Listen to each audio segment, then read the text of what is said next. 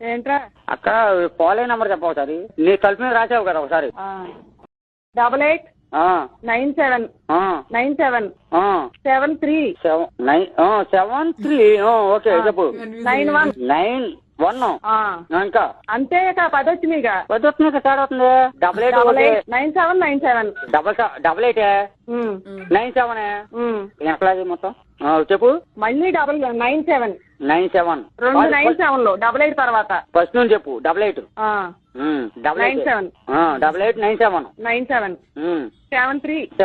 91 అంతే. ఇప్పుడు తక్కువతున్నాయి మళ్ళీ. నీ దినం చేసుకోవడానికి కింద నువ్వు పెట్టుకోవచ్చుగా.